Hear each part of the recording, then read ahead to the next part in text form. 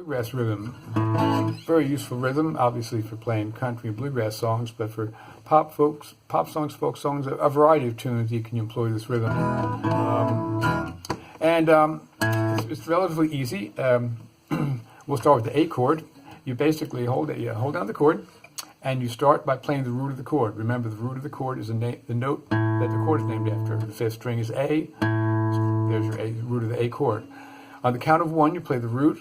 On the count of 2, strum the remaining notes in the chord. On the count of 3, you pick an alternate bass note. In this case, we'll take the sixth string, the E, and play that on the third beat. On the fourth beat, play the remaining notes. Now, a good way to get used to the strum is when you play those single bass notes, have your pick come to rest on the next string. Don't just play the note and pull your pick away. It's called a rest stroke. Land on the next string, so that on the next beat, you just continue the motion of the pick.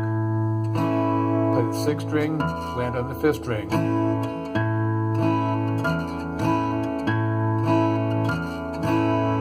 And look at the D chord. Hold down a D chord, find the root, which would be the D note, the D string. Count of 1, play the root. Count of 2, play the remaining notes in the chord. Count of 3, the fifth string. Count of 4, remaining notes.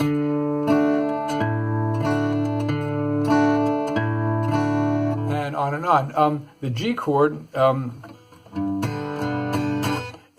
essentially the same thing, but a lot of times when you play the G chord, you'll skip a string when you play on the third beat. So hold down the G chord. The first note of the chord that you play, typically the root, in this case, that is true. This is a G note on the sixth string. Count of 1, the sixth string. Count of 2, follow through with the strum. Count of 3, go to the fourth string. You skip the fifth string. You can hit the fifth string, but it just sounds better.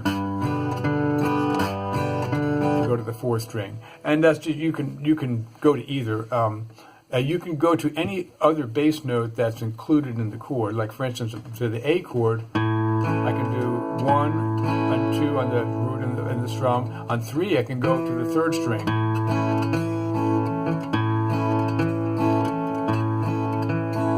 Or the sixth string. So you can make that kind of artistic decision yourself as far as which alternate bass note you'll use. Just as long as it sounds good, there's no other rule. There you are. And I'll just run through the other chords real quick. Here's the E, C.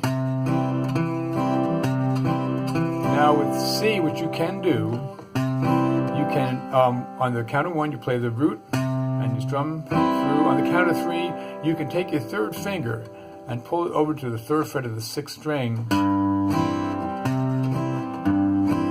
get a little more range to the chord. It's a really solid bass note.